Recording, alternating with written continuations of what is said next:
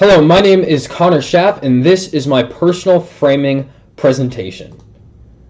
So to get started, I want to go ahead over what are frames. And I'm not going to spend too much time on this as I want to get into the color specifications of each of the frames. But pretty much what frames are these lenses that help us navigate how different people think about leadership situations and how we can use these different lenses to adapt to different situations to help better an organization, help better other people around us.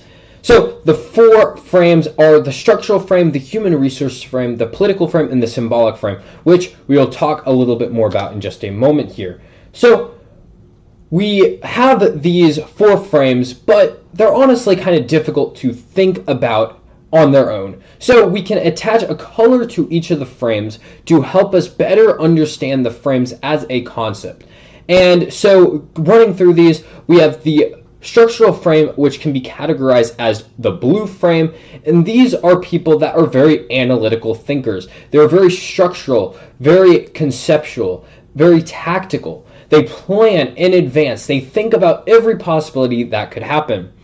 The green frame is related to the human resources frame, this being people that are very friendly, very soft-spoken. They're driven by kindness. They're driven by togetherness. They're driven by motivation. Then we have the red frame, which is related to the political frame. These people are very confident, result-driven people. They're very aggressive in how they work, very competitive. Then we have the yellow frame, which is the symbolic frame. These people are very talkative. They're people persons. They are driven by working as a group, driven by collaboration. They are most effective when they are working with others. But before we get too much into all of how the frames work in an organization, I want to go over what my personal frame is. And my personal frame is the red frame, or the political frame. And the main reason for this is because in leadership situations, I'm typically very confident and aggressive. Now, I wouldn't really conceptualize myself as completely red. I would say I'm much more in the middle of being red and blue, as while I'm very assertive in what I have to say, I'm also very tactical before I say it. I do crunch the numbers. I do think through it a lot before I say something, but when I say something, typically I say it with a lot of confidence and say it with the expectation that it is going to be used and respected. And the other main reason for this is that in a lot of group situations, I'm typically the first person to step up and say that I want to take charge and I want to be the leader of this group. Now, this has its positive and negatives, because on the positive side, this helped me a lot in school work situations because people are honestly admire those that are willing to step up in those situations. They want the direction there. I think in the workplace, this isn't as much the case, though, as it's generally expected that you will be a leader and do these kind of things. So it's much more about a relationship building, and much more about looking at people's emotions. And I think that's something that I struggle with a little bit more. I feel like I can often appear too fast, too quick, too intense for others, especially people that are green and yellow. And I find it quite difficult to balance efficiency and collaboration within the workplace. Now, to solve these problems, we can look at reframing. And reframing is pretty much adapting your mind to look at the viewpoints of other frames so that you can better work with yourself and others. Reframing matters because it helps you break out of these ingrained habits you have in your mind and be able to better understand the broader picture. It also helps you reduce conflict by understanding others' viewpoints. It helps you work with others on another level. But you need to understand how to work with each frame individually. And reframing only works if you know how to reframe your mind to each perspective. If you want to adapt to blue, you need to be very prepared. You need to be very analytical. If you want to adapt to green, you need to be very patient. You need to show those people that you care about them, that you want what's best for them.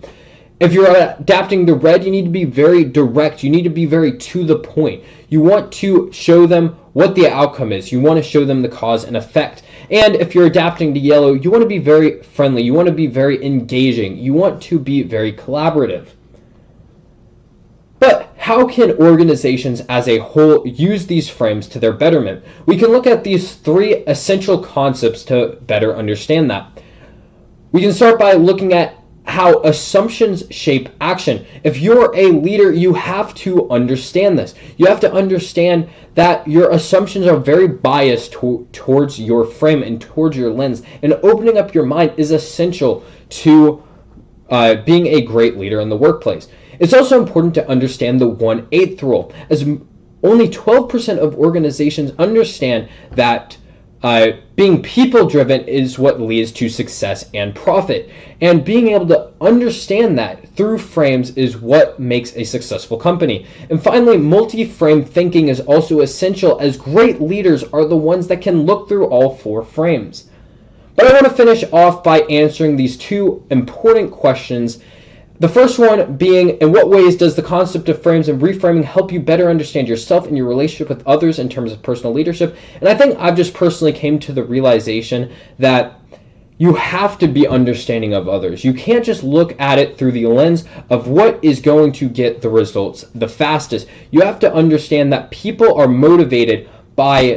aren't always motivated by profit. They're motivated by a range of things. So understanding that is essential to leadership. And also, in what ways do successful organizational leadership involve the use of frames and reframing? And I think we can look back to the multi-framing idea that you need to be able to look through all 4 frames to be a successful leader. And if you can do that, your organization has a much improved chance of being successful. So I want to thank you so much for listening to this presentation. I hope you have a great rest of your day, a great rest of your week, and a great rest of your year. Have a good one. Bye.